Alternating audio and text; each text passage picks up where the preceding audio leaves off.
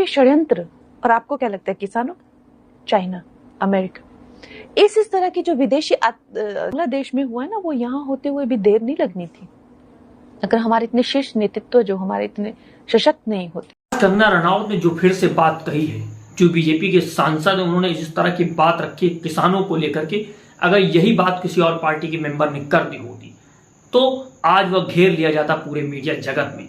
लेकिन मीडिया जगत तो दलाली करने में व्यस्त है।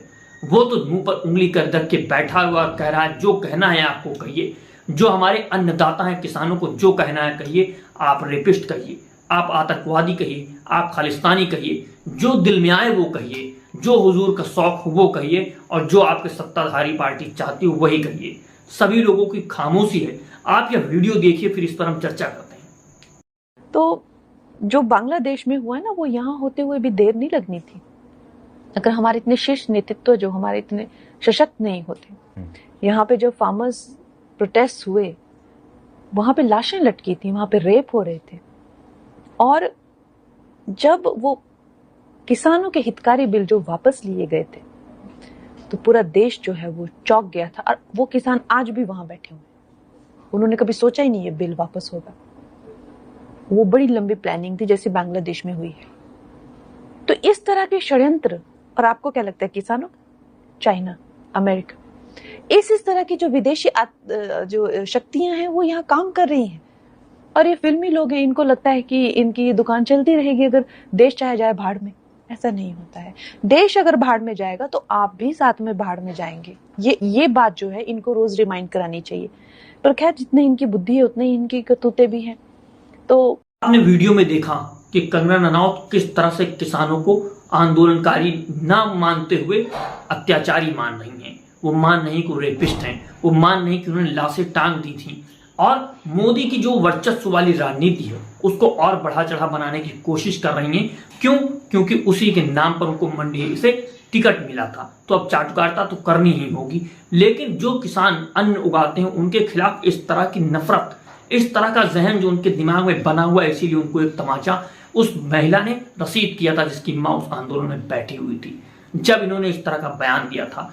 अब ये किस तरह के बयान दे रही हैं, अगर ये पार्टी में ना होती, बीजेपी पार्टी की जगह और कोई शख्स होता तो क्या होता यह आप साफ जानते हैं। किस तरह से हमारे देश में छोटी छोटी बातों पर बुलडोजर चल जाता है यह भी आप देख रहे हैं। लेकिन यह किस प्रकार की वर्चस्व की राजनीति है और किस आधार पे किसानों को देखा जा रहा है, या आप हरियाणा के चुनाव में जवाब दे करके बताइए। किसान हरियाणा के चुनाव में जवाब देंगे, वो तत्पर हैं। और वहां से किस तरह से महिलाओं की भी वीडियोस आ रही हैं और वहां के जो किसान हैं वो भी अपनी बातों को रख रहे हैं कि उनके साथ किस तरह से अन्याय किया गया।